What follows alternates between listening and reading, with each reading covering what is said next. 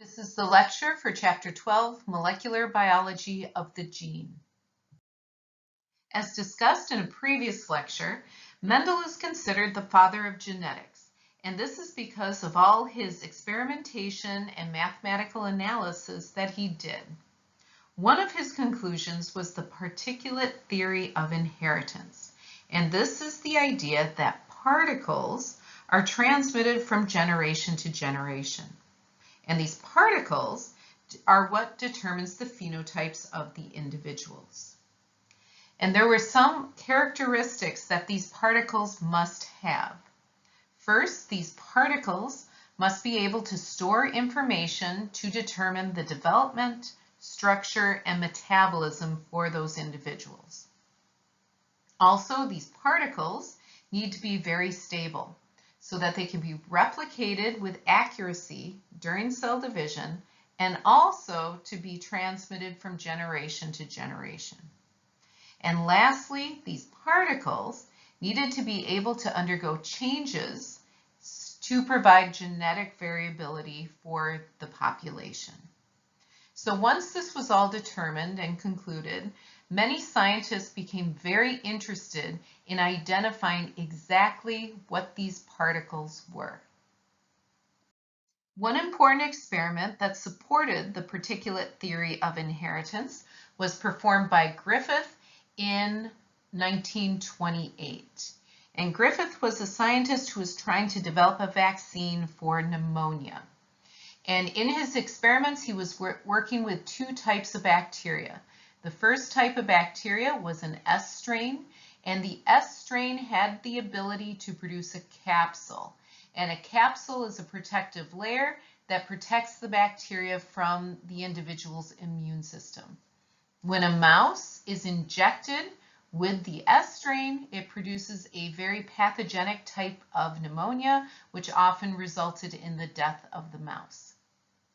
He was also using a different strain, the R strain. And the R strain is a type of bacteria that does not produce that protective capsule. And when the mice were injected with the R strain, their immune system was able to overcome the infection and they did not die.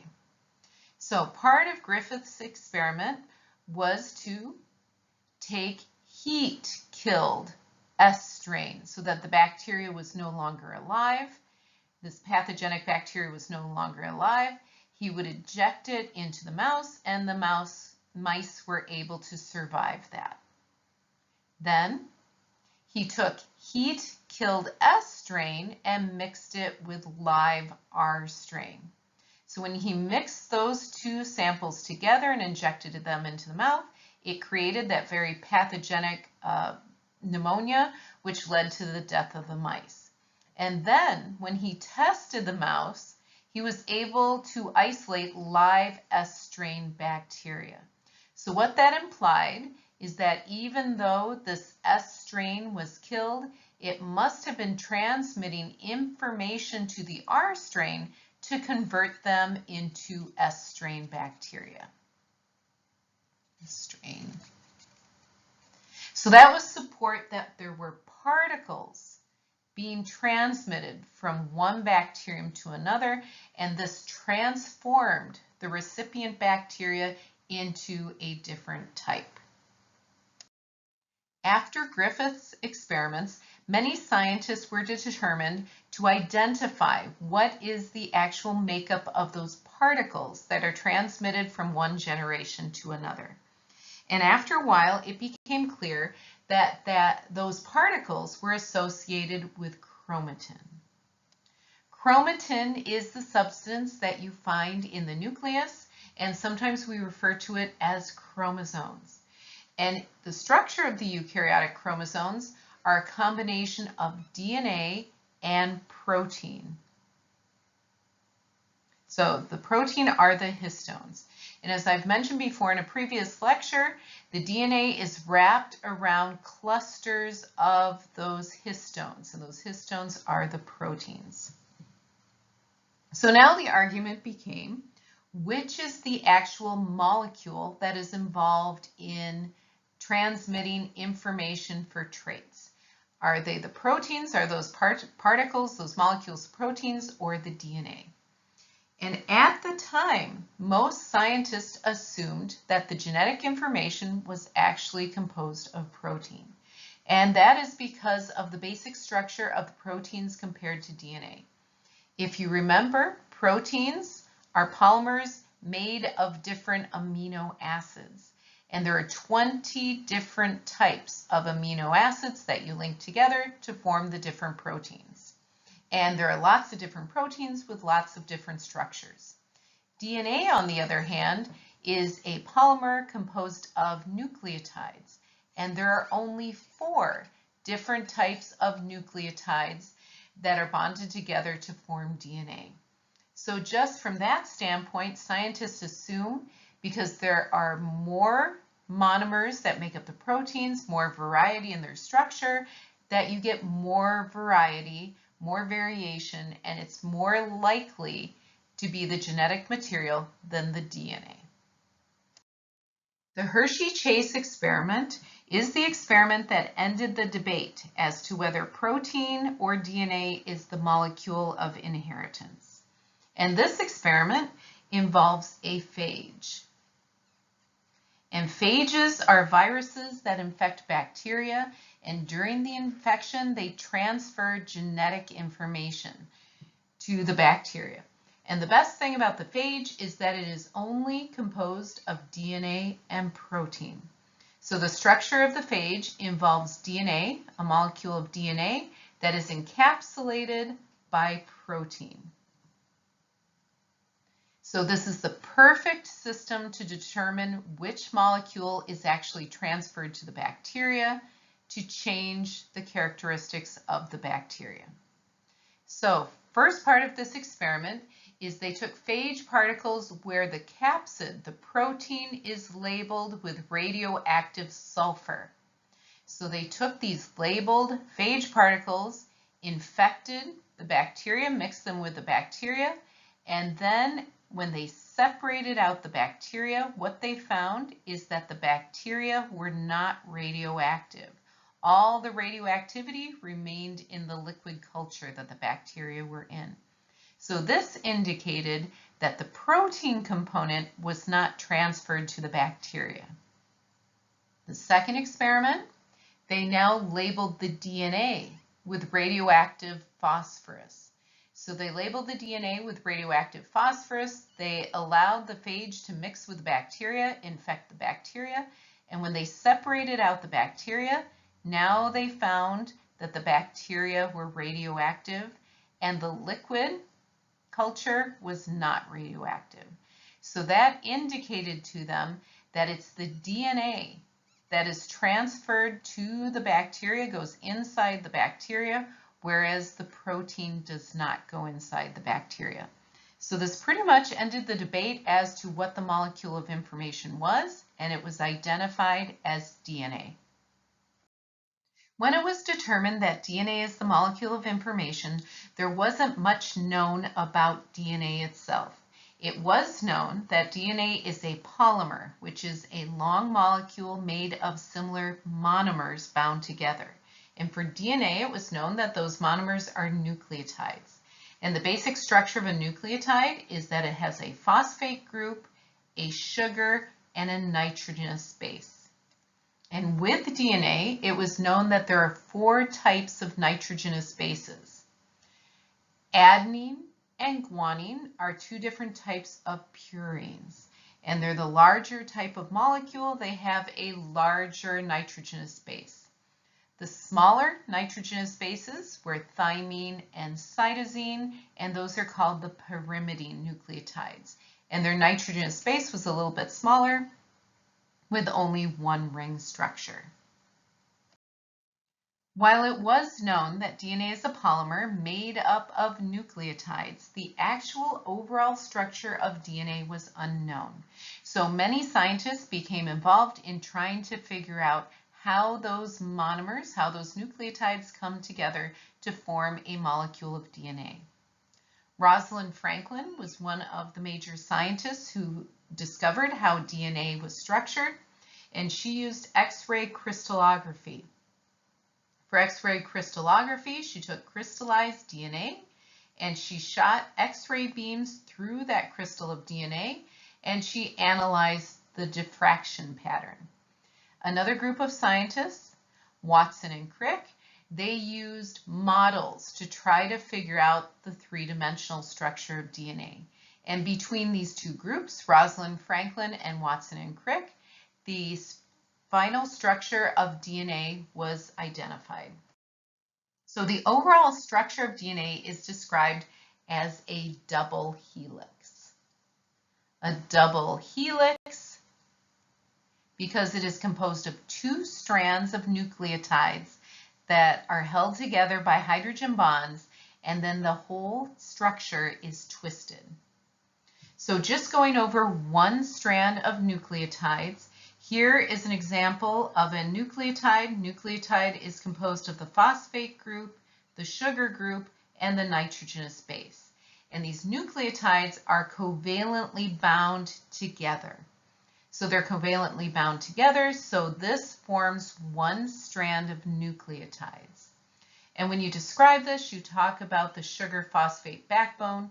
The sugar phosphate backbone is composed of alternating phosphate, sugar, phosphate, sugar, phosphate, sugar. And then the nitrogenous bases are sticking out to one side. Also with the sugar phosphate backbone, what you want to notice is that it has two opposite ends. At one end, you end with a phosphate, and this is called the 5' end because the carbon that is closest to that end is the 5' carbon. The other end of the sugar phosphate backbone is called the 3' end because the 3' carbon is closer to the bottom on that sugar. So the sugar is at the end. So the sugar phosphate backbone has two different ends, the 5' end and the 3' end. So this is one strand of nucleotides. For a DNA molecule, it is a double-stranded molecule, so that means you have two strands of nucleotides bound together. So the two strands of nucleotides, both of them have a sugar phosphate backbone. So that's alternating the sugars and the phosphates, and then the nitrogenous bases are sticking out in the middle. And they line up with something called complementary base pairing. Adenine always lines up across from thymine, and cytosine always lines up across from guanine. And they're held together by hydrogen bonds. And remember, hydrogen bonds are very weak individually, but together they can make a strong force. The other thing to notice about the double helix is that the sugar phosphate backbones are anti-parallel. That means on one side you'll have the 3' end, but across from it will be the 5' end. So they are opposite to each other. So at the other end, you'll have the 5' end, and the complementary strand will have the 3' end at that side. So then the last thing about this, the double-stranded molecule is a helix, and that's because when you put strands of DNA in water due to hydrogen bonding, the whole thing twists.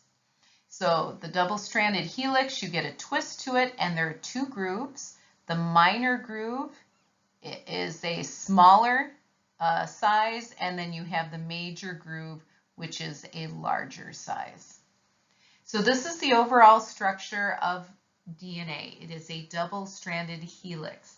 So two strands of nucleotides that match up via complementary base pairing, and the sugar phosphate backbones are anti-parallel. And when you put this molecule into water, the whole thing twists. And you have a helix which has a minor groove and a major groove. In addition to DNA, there is another nucleic acid, and that is RNA. And it's very important to know the differences between DNA and RNA structure. And in this figure, it compares the two. First of all, DNA. DNA stands for deoxyribonucleic acid. And the deoxyribo refers to the sugar that is found in the nucleotide. So deoxy, it is missing an oxygen.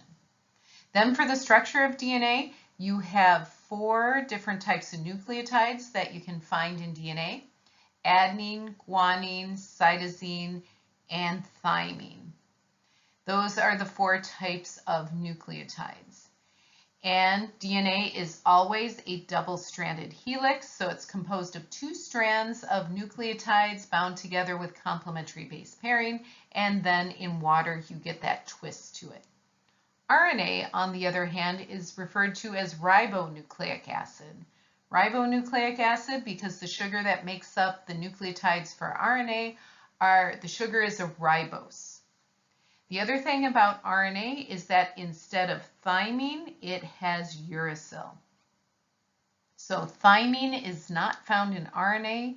Uracil takes the place of thymine. And the last thing about RNA is that it is single-stranded. It is a single-stranded molecule. DNA replication is one of the major processes that involves DNA. And the whole purpose of DNA replication is to create a copy of the chromosomes. And this is important for cell division. And this process of DNA replication only occurs right before a cell is going to go through mitosis or meiosis. And for both of those processes, it's very important that the daughter cells have an exact copy of the chromosomes. So whether the daughter cells are going to end up being diploid, like in mitosis, or haploid in meiosis, it's important that whatever chromosomes that daughter cell inherits, it has an exact copy of the genes from the parent. And that is important in mitosis so that the daughter cells are genetically identical so they can behave like the parent cell. And in meiosis, it's important that the daughter cells have an exact copy of the chromosomes they inherit so that they can pass that information on to the next individual when those gametes become fertilized. So the overall process of DNA replication is called semi-conservative. And it's called semi-conservative because in the daughter molecules of DNA, you will have one of the original strands. So the overall process of how DNA replication occurs is that you have the original parent strand, and during DNA replication, those hydrogen bonds that hold the 2 parent strands will be broken. The DNA will be unwound and unzipped. So those 2 original strands from the parent strand separate, and then enzymes come in and create a newly synthesized strand. So enzymes will come in on the 1 parental strand to create a newly synthesized strand, and other set of enzymes will come in on the 2nd parent strand, using it as a template to make a 2nd complementary strand. So eventually what happens, this process continues, unzipping the DNA, the original DNA, all the way.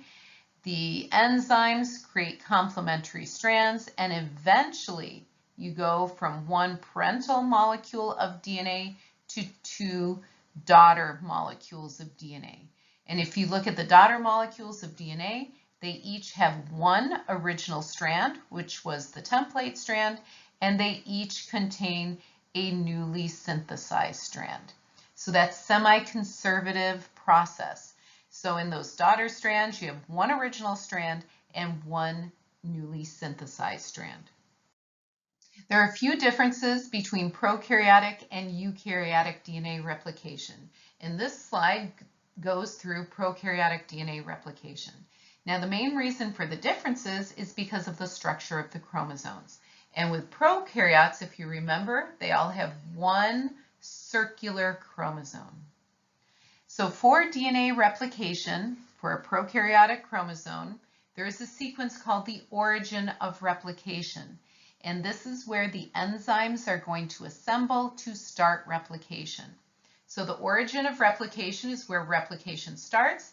And once it starts, it will move in 2 directions. So for DNA replication, remember the 2 parental strands, the hydrogen bonds will be broken and they will be separated from each other, And then as they are separated from each other, enzymes will make a complementary strand off of those two template strands. And so this DNA replication will occur in both directions. So it goes in both directions until it reaches a sequence called the termination of replication. And the termination of replication is a sequence of DNA that tells the enzymes to stop replicating. And so once those enzymes stop, then the two sister copies of chromosomes will separate, and you have two separate copies of the chromosome.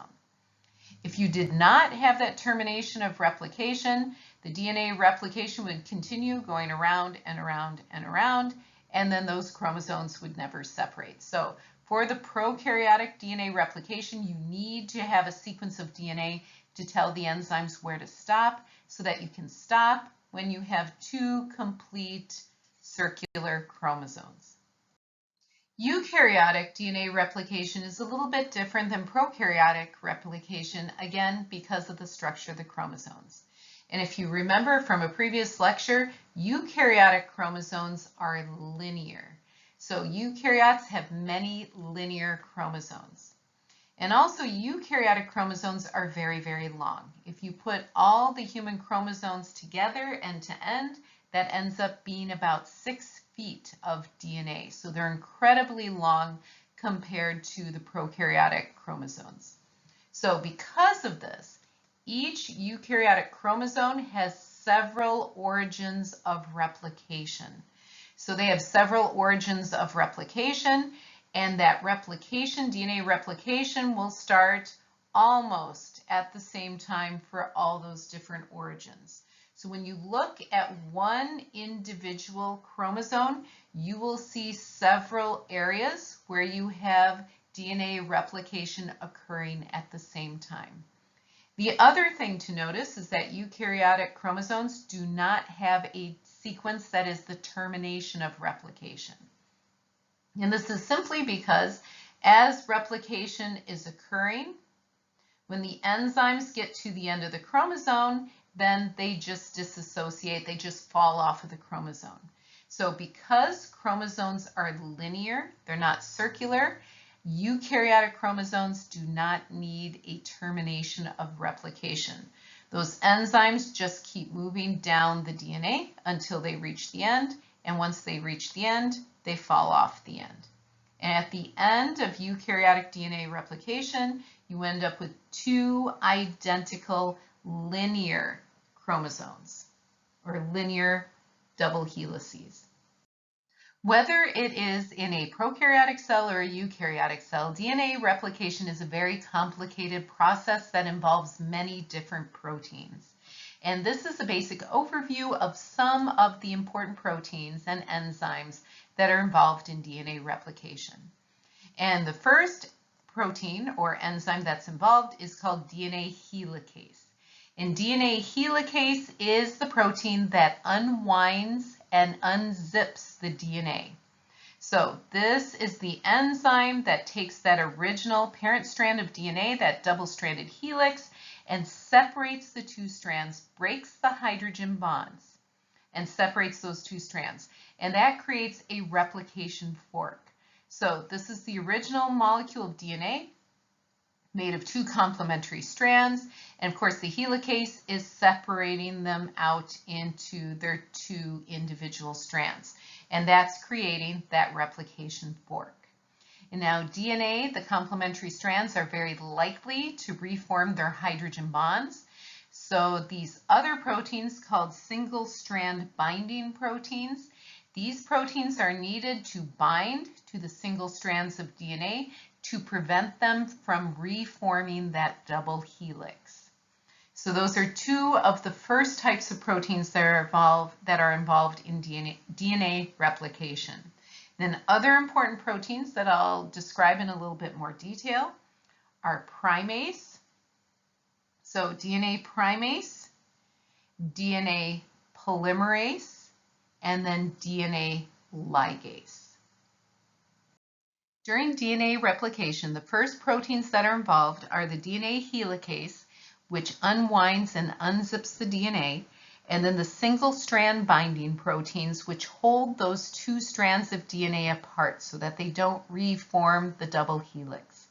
Once those two types of proteins are functioning, then the next protein is primase. Primase is an enzyme that makes a primer. And the primer is a short sequence of RNA that is required in order for the DNA polymerase to function. So once the two strands of DNA are held apart, then the primase comes in, and the primase is going to bind to the 3' end of that strand of DNA. And what the RNA primase is going to do is it's going to create a complementary strand of RNA that hydrogen bonds to the DNA. And this will start the strand of RNA, of course, will have a 5' end that lines up across from the 3' end, and then the RNA primase can add nucleotides to that 3' end. So most enzymes can only move in one direction on DNA. So the enzymes move on the original strand from the 3' end to the 5' end, and that's because on the newly synthesized strand, they can only add nucleotides to the 3' end. So the RNA primase is going to create a small segment of complementary RNA to the original template. And once that is done, then the DNA polymerase can come in. It recognizes the primer, and then it will come in and it will move along the DNA, creating a complementary strand of DNA. So at the end of this process, what you would see on the DNA molecule is you would see the original strand, the original blue strand. You would see this little RNA primer, so that's a sequence of RNA, and then after that, the DNA, the complementary strand of DNA. And once the process is completed, then this RNA primer is going to be removed and replaced with DNA. Once the primase has created the RNA primer, now it is time for the DNA polymerase to come in and make the complementary strand of DNA. And it's easy to remember what this enzyme does if you read the name backwards. This is an enzyme that creates a polymer of DNA. Now in reality, there are actually 3 different types of DNA polymerase, and they are called DNA Pol 1, DNA Pol 2, and DNA Pol 3. The first one, DNA Pol 1, this is the polymerase that actually removes the RNA primer and replaces it with newly synthesized DNA. DNA Pol 2, this is the polymerase that is responsible for repairing mutated DNA. And DNA Pol 3, this is the major enzyme that creates complementary DNA strands from a template, and it moves in the 5' to 3' direction, so it is adding nucleotides on that newly synthesized strand at the 3' end. Now the main function, this is just an example, the main function of DNA polymerase, and mainly DNA Pol 3. So this is taking the template strand, so this is the template strand here.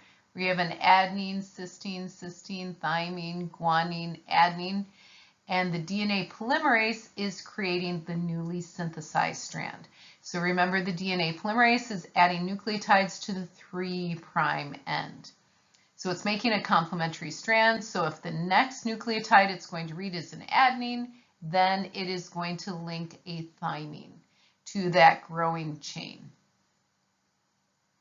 DNA Pol 2 is responsible for repairing mutations. So this is an example of the DNA Pol 2, and it accidentally, or it could have been added by mutation. There's a thymine that is attempting to line up with the guanine, but the DNA Pol 2 is going to realize that this is an incorrect complementary base pairing, and it will reject the thymine, and then it will add a cytosine. So the DNA Pol 2, it proofreads the newly synthesized strand, and it can correct mistakes, minor mutations in the DNA. Because the enzymes that are involved in DNA replication can only add nucleotides to the 3' end of a newly synthesized strand, there are differences in how the 2 strands of a double helix are replicated. So in this diagram, this shows you a DNA replication fork. So it shows you the DNA replication fork. This is the original strand of DNA. Those are the 2 parental strands. And the helicase is moving in this direction, unwinding and unzipping this DNA. So this is creating this replication fork. Now, at this end, this is the 3' end of one strand. And the 3' end of one strand, the enzymes can bind and they can move continuously down, creating a complementary strand of DNA because they keep adding to the 3' end. So they start here, they bind here, and they create a complementary strand continuously as the DNA is being unwound. The other strand, though, is the opposite. So this is the 5' end. And remember, the enzymes can only add nucleotides to a 3' end. So what has to happen is that the DNA has to be separated and the enzymes bind here and then they move sort of backwards. And then as the DNA is opened more, unwound more, the enzymes bind here and move in this direction.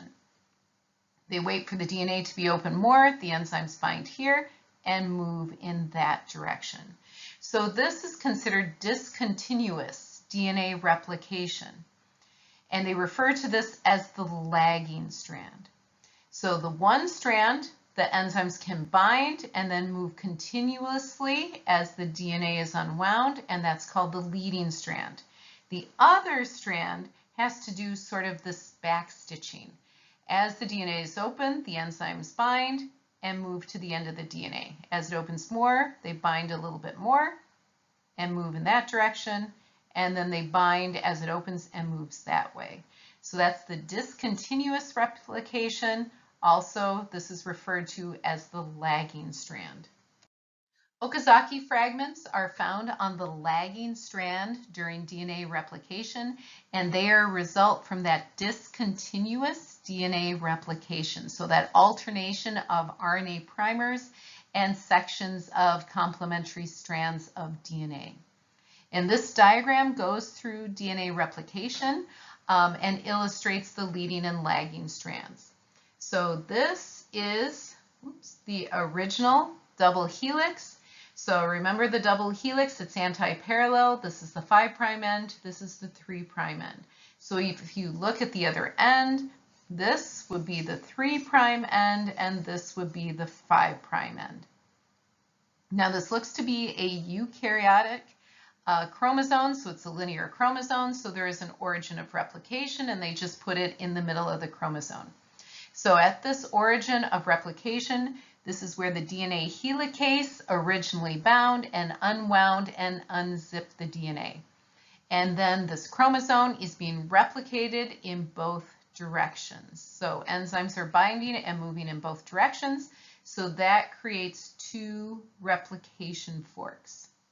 And again, the DNA is being unwound going towards the ends. All right, so this is the origin of replication. So the 2 strands, original strands of DNA, template strands, have been separated, and we'll look at this strand first. So the original strand was replicated, and if you start at this point, this is the 3' end of the original strand. So the primase will come in and lay down a primer, so that is a sequence of RNA, and of course it is adding nucleotides to the 3' end. So that starts at the 5' end, and this is the 3' end. Once you have the primer, then the DNA polymerase 3 can come in and continuously make a complementary strand. And as this DNA opens up, it can continue moving till it runs off the end of the chromosome. So that is continuous replication, and that is the leading strand. opposite of that, so with this origin of replication, still looking at the left side, opposite of that, this is the 5' end of that original parent molecule. So the enzymes have to wait until it's opened up enough that the primase can bind here and create the primer in this direction. So remember, this is the 3' end, so it's laying down nucleotides there. Once the primer has been laid down, then the DNA polymerase can come in and make a complementary strand till it reaches that origin of replication.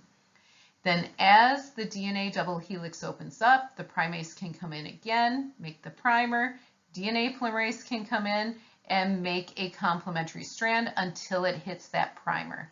And so this is the discontinuous, sort of a stop-start type of DNA replication. That is the lagging strand. And if you notice, it creates a complementary strand that alternates between RNA, DNA, RNA, DNA. And those are the Okazaki fragments. Same thing is happening on the other side of the origin of replication, but it's reversed. So on this side of the origin of replication, so you have the 5' end of the original template molecule here. So this is going to be the lagging strand. So as it opens up, the primase can bind, lay down a primer, then the DNA polymerase can come in and make a complementary strand until it hits that original primer. Same thing happens as the DNA opens up, primase comes in, makes the primer, DNA polymerase comes in, fills in up to that first primer. So that's going to be the lagging strand, making that discontinuous complementary strand of DNA with that alternating RNA and DNA. So Okazaki fragments over here. Bottom strand, this is the 3' end of the original DNA molecule. So when the primase comes in at the origin of replication, it can create the primer here. DNA polymerase comes in, and then you get continuous replication as long as that DNA is unwound. So that is called the leading strand. And there are no Okazaki fragments on the leading strand. The last enzyme that is involved in the process of DNA replication is DNA ligase. And this is an enzyme that ligates the DNA. And to ligate means to tie together or to bond together. So in this figure, this is also an example of a replication fork. So here is your original strand of DNA. Here is the helicase, which is unwinding, unzipping the DNA in that direction. Here are the single strand binding proteins that are holding the two strands of DNA apart so that they don't reform those hydrogen bonds, reform the double helix. And then here you have the leading strand. So upstream somewhere there was an RNA a primase and an RNA primer, and now the DNA polymerase has been sliding down the DNA, creating a complementary strand. So here's the DNA polymerase 3. The other strand is the lagging strand. So as this opens up, the primase comes in and creates an RNA primer, and then the DNA polymerase 3 recognizes that primer and slides along and creates a complementary strand of DNA. After those Okazaki fragments are formed, so you have that alteration of RNA and DNA, DNA polymerase comes in, it removes the RNA and replaces it with DNA. So this would be where the RNA primer was. The DNA polymerase is coming in, it's removing the RNA and replacing with DNA. But the DNA polymerase cannot fuse the sugar phosphate backbone between those fragments, those Okazaki fragments. So DNA ligase is required to come in and make that last covalent bond in the sugar phosphate backbone. So DNA polymerase 1 can remove the RNA primer and replace it with DNA, but it leaves one last covalent bond that needs to be formed, and it's the DNA ligase that makes that last bond in the sugar phosphate backbone. DNA replication is an important process that occurs right before cell division, but not all cells are dividing all the time. So DNA replication only occurs right before a cell is going to replicate. The other major process involving DNA is gene expression. And gene expression is sometimes referred to as the central dogma of biology because it's the central idea that is really important to all the different areas in biology. And the basic idea of gene expression is that DNA is the molecule of information and it holds the information to make proteins. And proteins have all sorts of functions in the cell. They can provide structure, movement, they can act as receptors to receive information. They can be transport proteins to allow molecules to move inside and out of the cell. But one of the most important functions of proteins is to act as enzymes. And enzymes catalyze all the biochemical reactions of the cell. So for a cell to be considered alive, it needs to have functional enzymes. So this is sort of the central dogma, the basis of all biology, is that the DNA holds the information to make the proteins, and the vast majority of those proteins are some sort of enzyme. So the overall process of gene expression involves that information that's in the DNA being transcribed into RNA, and then that information that was copied into the RNA is translated into the protein. The overall process of gene expression is made up of two steps. And the first step is taking that information that is stored in the DNA and making an RNA copy. And that process is transcription. The second stage is taking that information that is in the RNA and producing the corresponding protein. And that process is called translation. And those two words are very similar, and it's very easy for students to confuse them. But if you use an analogy that relates to language, it's sometimes a little bit easier to make sure you use the correct term. So transcription. Using this term outside of science, you can often refer to a transcript. And a transcript can often be associated with a trial. So often when there's a trial in the courthouse, you have an individual who is referred to as the court reporter. And the job of this person is to type or to write down everything that is said during the trial. So whenever the judge, the lawyers, the witnesses speak, this person is converting that spoken English into written English. And the end product is a transcript of what was said during the trial. So when you are transcribing something, that means you are working in the same language. You are just changing the form. So you need to think or relate this to the fact that DNA and RNA are similar molecular languages. So they have very similar makeup. Both of them are made up of nucleotides. There's a slight difference in the sugar. Remember, DNA has deoxyribose, RNA has ribose. They have a different nitrogenous base. DNA uses thymine, whereas RNA has uracil instead. And then DNA tends to be double-stranded and RNA is single-stranded. But otherwise, they are very similar in structure, and they are both considered nucleic acids. So converting DNA into RNA is working within the same molecular language, just two slightly different forms.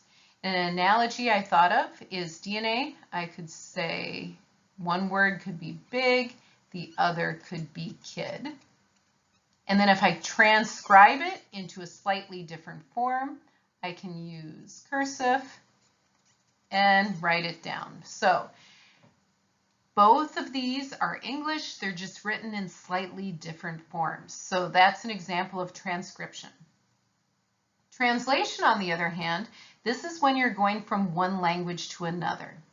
So people who work for the United Nations, you have translators who work for the United Nations, and they are translating the information from one language to another. So translating English to German, translating German to Swahili, for instance. So those are translators when you're going from one language to another.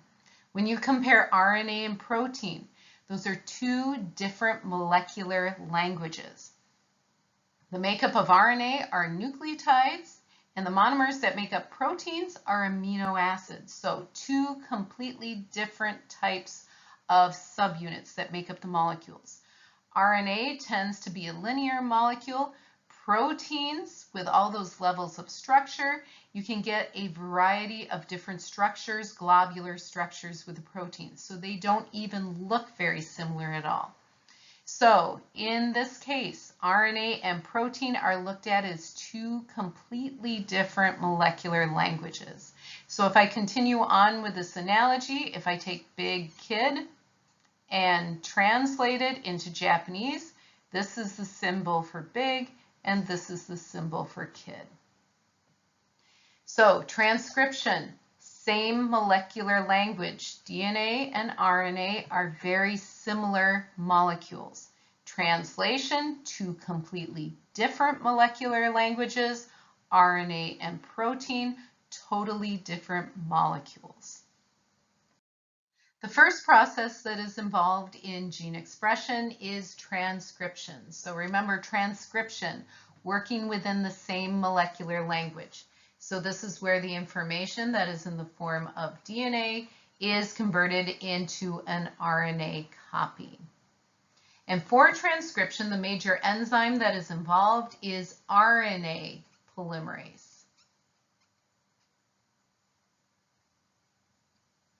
And like the DNA polymerase, you can read it backwards. It tells you what it does. It's an enzyme that makes a polymer of RNA. So that is the major enzyme that is going to produce the RNA transcript. And there are two regulatory sequences that tell the RNA polymerase where to begin and where to stop. And the promoter is a sequence of DNA that tells the RNA polymerase where to begin transcribing, and the terminator is the sequence of DNA that tells the RNA polymerase where to stop transcription. And this is an example of the overall process of transcription. And transcription has three stages: initiation, elongation, and termination. And this is a very straightforward process. So initiation, this is where the RNA polymerase recognizes the promoter and begins transcription. So the way this usually functions is the RNA polymerase is sliding along the DNA, and when it comes in contact with a promoter, then it will begin to unwind and unzip the DNA, separate the two strands of DNA, and then it will be able to make a complementary strand in RNA. So that's initiation. It's where the RNA polymerase recognizes the promoter and unwinds the DNA. Once that is done, then you go to the next stage, which is elongation. So this is where the RNA polymerase makes a complementary strand of RNA. So the RNA polymerase is reading the sequence on the DNA, and as it reads the sequence on the DNA, it is creating a complementary strand of RNA. And it is adding RNA nucleotides to the 3' end of that transcript. So the end product of transcription, we refer to it as a transcript or the messenger RNA. So elongation, the RNA polymerase is sliding along the DNA, reading the code in the DNA, and creating a complementary RNA copy. So in this case, in the DNA,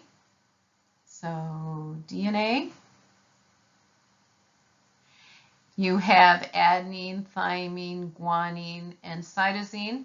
The RNA complementary nucleotide would be uracil with the adenine, adenine with the thymine, cytosine with the guanine, and guanine with the cytosine. So that's the complementary base pairing.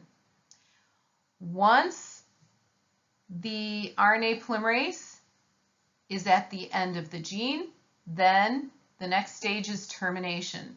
And termination occurs when that RNA polymerase comes in contact with the terminator or the termination site.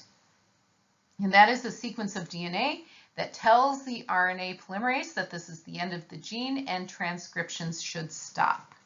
And so when that occurs, the RNA polymerase will disassociate from the DNA molecule. It will leave the DNA molecule, and that RNA transcript will be released from the DNA. So the original strand of DNA will go back, it will wind back up, and now you have the separate transcript.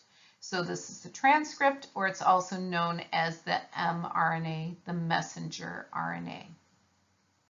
The process of transcription is very similar in prokaryotic and eukaryotic cells, but after transcription occurs, there are some differences between the two types of cells.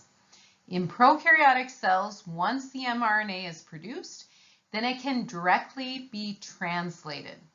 In eukaryotic cells, the mRNA has to go through RNA processing before it can be translated. So in this diagram, it shows or demonstrates the different types of RNA processing that must occur to a eukaryotic mRNA before it can be translated. So here's the original DNA. So the DNA, double-stranded helix, one strand was the template strand that was transcribed into the pre-mRNA. So the DNA, everything between the promoter and the terminator has been copied, complementary base pairing, into RNA. And that is called the pre-mRNA.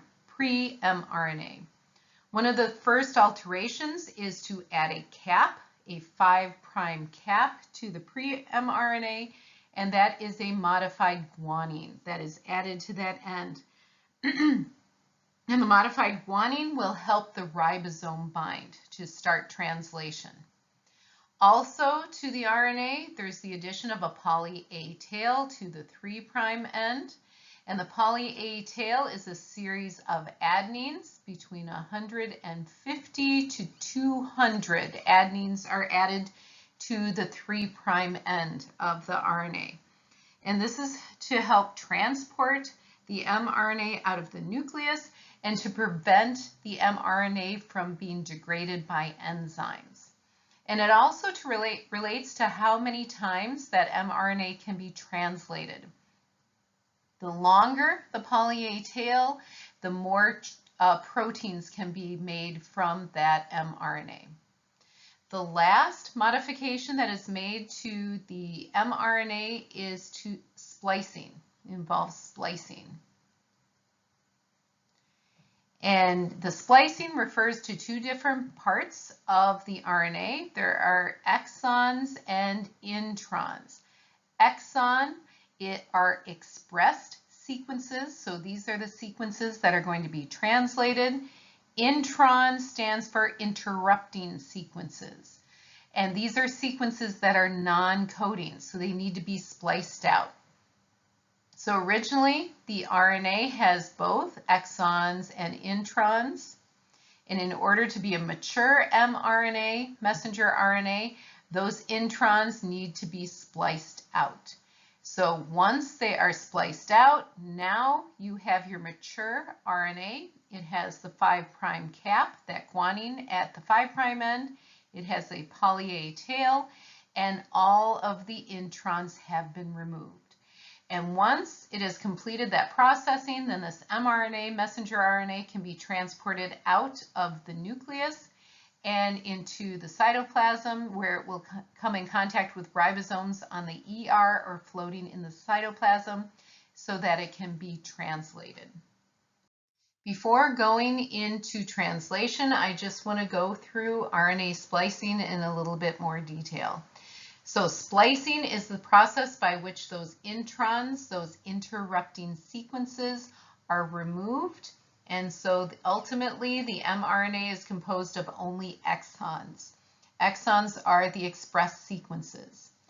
For this process, there is a complex of proteins and RNA called a spliceosome. And the spliceosome binds to the intron and cuts it out of the mRNA. And with the spliceosome, it involves small nuclear RNA molecules. And those small nuclear RNA molecules, they act as enzymes. So these are examples of RNA acting as an enzyme, and you call it a ribozyme. And it was mentioned when I talked about the macromolecules quite a while ago that some RNA molecules have the ability to function as enzymes. So those are the snRNAs. Now the purpose of having introns and exons, this can actually help with increasing the variability that you find in protein products. So sometimes having exons that can be spliced out, that gives you alternate options for protein production. So in this example, you have the DNA and the RNA. So in both of these, the original DNA, you see exon 1, 2, 3, 4, and 5. And so when the RNA transcript is made, all of those exons are transcribed into the RNA molecule. Now with alternative splicing, depending on what you splice in or out, you will get different proteins. So in one mRNA, if you have all of those exons combined, exon 1, 2, 3, 4, and 5, you will get protein A. But for an alternative, you could splice out exon 3 in addition to all those introns, and you get a protein that is composed only of exon 1, 2, 4, and 5, and that would be protein B. And then also, you could splice out exon 4 instead of exon 3. So now you include in the mature mRNA exon 1, 2, 3, and 5, and this gives you a third type of protein. And so this is a way to get variability in the types of proteins that an individual cell can produce just by changing which exons are spliced out with the introns. So this increases variability, which helps with the ability of a species to survive in a changing environment. The next process involved in gene expression is translation. So the first stage involved taking the information that is in the DNA and making an RNA copy. That was a very straightforward process, working within the same molecular language using just an RNA polymerase. But now taking that information that's in the form of RNA and making the corresponding protein product, this is a much more complicated process. So you can imagine as translating from English to Japanese, this is much more complicated. In order to translate the mRNA into a protein, you need to know the genetic code. And this is a way to correlate the information in the mRNA to the sequence of amino acids that will be in the protein.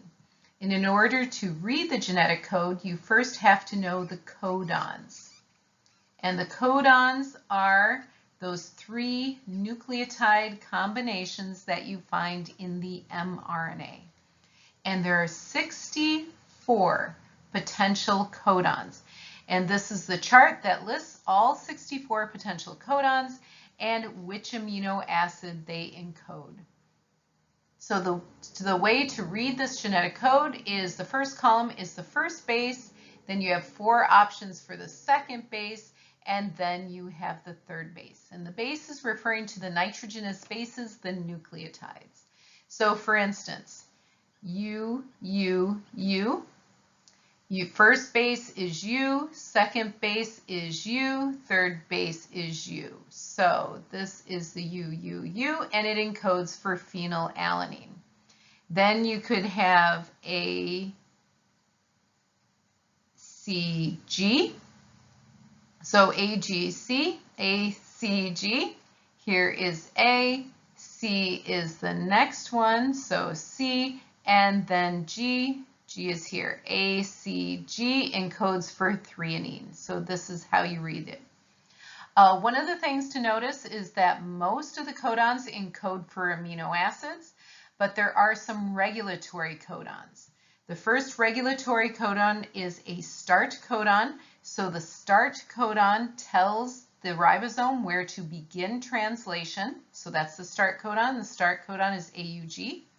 There are also stop codons. There are 3 options for stop codons, and the stop codon will tell the ribosome where to stop. The other thing you may want to notice is that often similar codons encode for the same amino acid. So in this case with the C, you notice that CU, and it doesn't matter what the third nucleotide is, they all encode for leucine. And so this idea where the third base may not be that important, this is referred to as the wobble base. The wobble base. So it's not the case all the time, but often the first 2 nucleotides are very important in determining what amino acid the codon encodes for, but often you have some variability on the third nucleotide, and that's called the wobble base. In addition to the genetic code, there are 3 types of RNA that are required for translation to occur. The first type of RNA is the messenger RNA, also referred to as mRNA. And I've already talked about the mRNA before. This is the product of transcription. So this is the mature mRNA from a eukaryotic cell. It has the 5' cap, it has the poly A tail, and all the introns have been spliced out.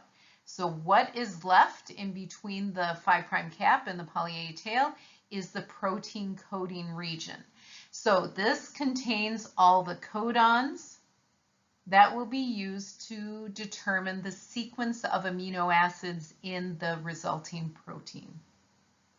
The second type of RNA that is required for translation is called ribosomal RNA, and this is referred to as rRNA. And the ribosomal RNA is part of the structure of the ribosome. So the ribosome is composed of 2 subunits, a large subunit and a small subunit, and both subunits are a complex of protein and RNA. And so there are actually some examples here of different types of RNA that are involved in the large subunit and the RNA that is involved in the small subunit.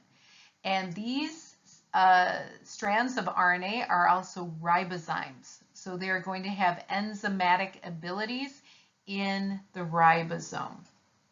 And the rRNA is made in the nucleolus of a eukaryotic cell.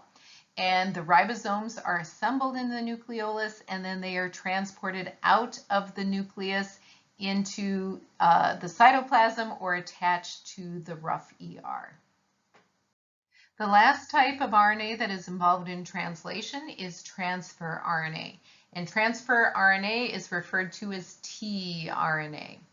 And the tRNA is a single-stranded RNA molecule that actually folds in on itself, and it's held together by hydrogen bonds. So you end up with sort of this clover leaf structure. And there are 2 important parts of the tRNA. One part is the anticodon, and the other is the amino acid attachment site. Now, the anticodon is a sequence that is complementary to the codon. So the codon is in the mRNA. So this is the pink mRNA. And in this mRNA, you have a codon, and the example of the codon they're using here is GCC.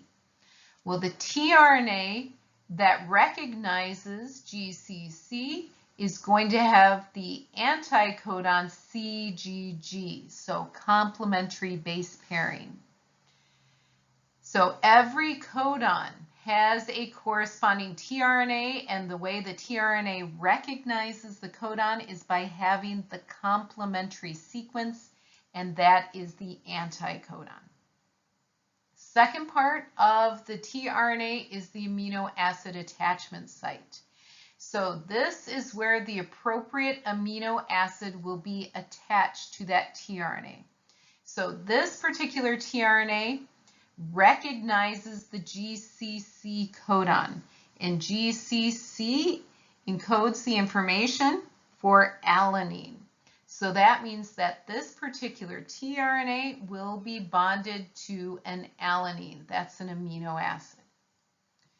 So this is another example of the same tRNA. This is a space-filling model.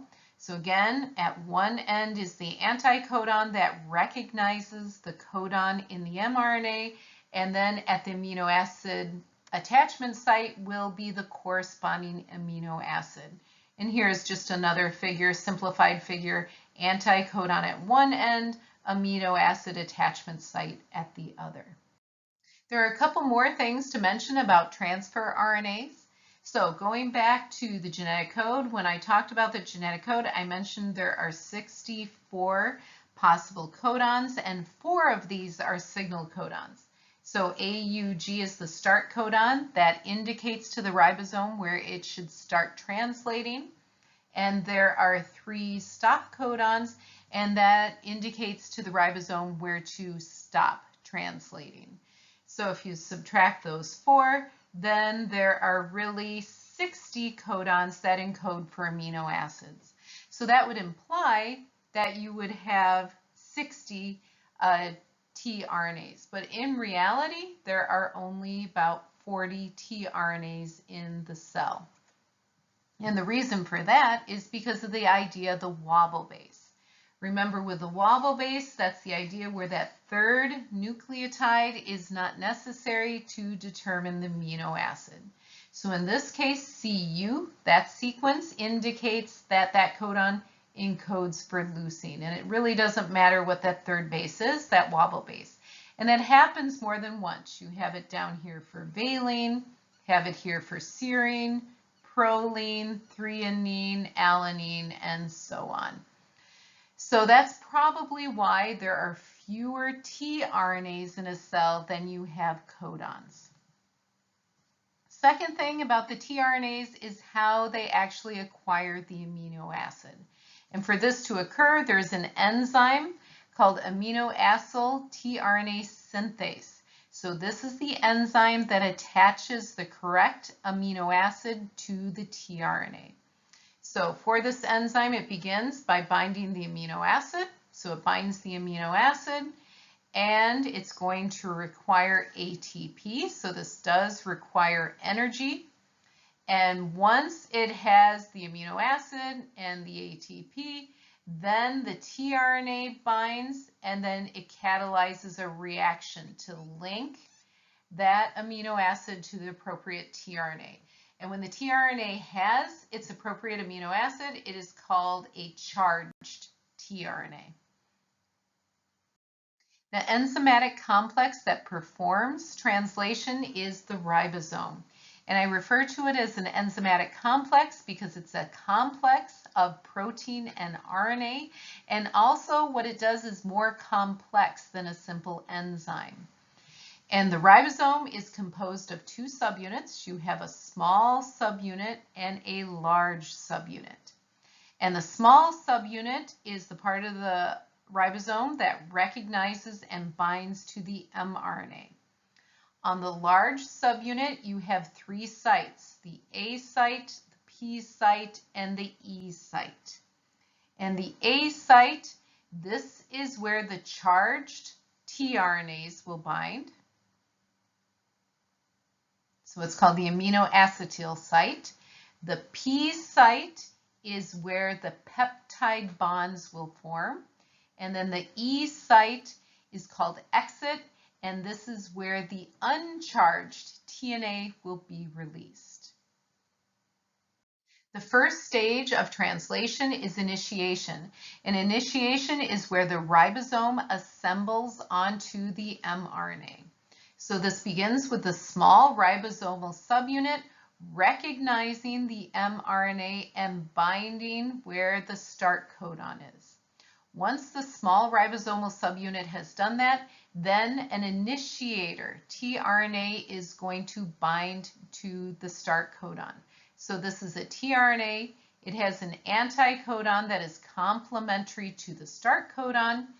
And then the amino acid that is attached to the amino acid binding site is a methionine.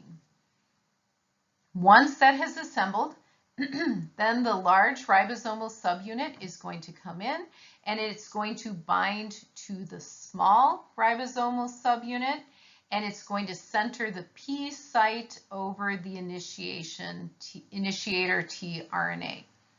And then once this is assembled, then translation can progress to the next step.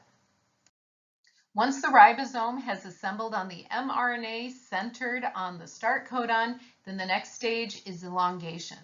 And for elongation, basically the ribosome is doing three things. First, it is reading the codon. Second, it is matching an appropriate tRNA. And third, it is forming a peptide bond. And a peptide bond is the bond that you find between amino acids. And this is basically what's happening. So you have the assembled ribosome. What it's going to do is read the next codon. It's going to match the appropriate tRNA, so the tRNA that has the anticodon that is complementary to the codon on the mRNA, and then it is going to form a peptide bond. So then it forms that peptide bond, and once it does that, it shifts over. So the whole ribosome moves over to the next codon, where it's going to read the codon, match the appropriate tRNA, and form a peptide bond. And it's going to do that over and over until it reaches a stop codon. The last stage of translation is termination, and this is what occurs when the ribosome comes in contact with a stop codon. So remember, there are three options for a stop codon. When the ribosome comes in contact with a stop codon in the A site, it is going to add a release factor. And the release factor has an anticodon that matches the stop codon, but there is no amino acid attached to it. And so when the ribosome gets to the release factor, there is no amino acid to add to the growing peptide. So then the peptide is released, and then the ribosome disassociates from the mRNA. So the large subunit comes off, the small subunit comes off, and then the mRNA is released. After going through transcription and translation, you should be able to perform these two processes. So as a practice problem, what protein product is formed from the following sequence? So if you look at this following sequence, are you able to produce the protein product? First thing you should notice about the sequence is that it is composed of DNA. And the reason you can identify that is because you have thymine present in the sequence. So remember, thymine is only found in DNA. So this must be the template strand that you use in transcription. So since we're starting with DNA, that means you have to be able to transcribe this sequence into RNA. And this is just simply going through and creating an RNA complementary strand. So complementary to C is G, so C is G, T would be A, and A would be U. So remember, this is in RNA. And actually, so I don't have to write out the whole thing, I have typed out the complementary strand here. So it started with G, G, A, U, and so on. All right, so this is the RNA strand. Now that you have the RNA strand, now you are going to translate. But remember that translation starts at the start codon. So the start codon is AUG. So basically what would happen is that the ribosome would slide along the mRNA looking for the first AUG. So GG, AUG, here it is. So this sets your reading frame. So it's very important to find the start codon, the AUG, and then that sets your reading frame because every 3 nucleotides, that is your codon. And you divide it into 3 nucleotides until, of course, you run out of nucleotides.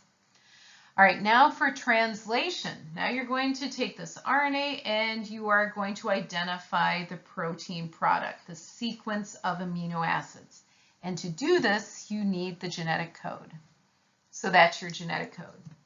AUG is the start codon, and the amino acid that it encodes for is methionine, M-E-T. Then the next one is AUC. So you find AUC, that's isoleucine, and you don't have to know the names, you can just use the abbreviations. Then GGU, so GGU is glycine. And then CCC, C is here, CCC is proline. And UGA, UGA is a stop, so when you get to stop, you stop. So the resulting protein from that original sequence is methionine, isoleucine, glycine, and proline.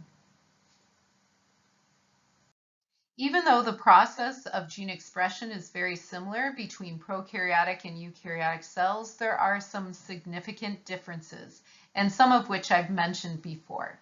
So prokaryotic cells, most prokaryotic cells that you are familiar with are the bacteria. And remember that prokaryotic cells, bacterial cells, do not have a nucleus. So there is no separation of the processes of transcription and translation. So when a prokaryotic gene is being transcribed by RNA polymerase, as soon as that RNA is produced, ribosomes can start binding and performing translation, producing the protein product.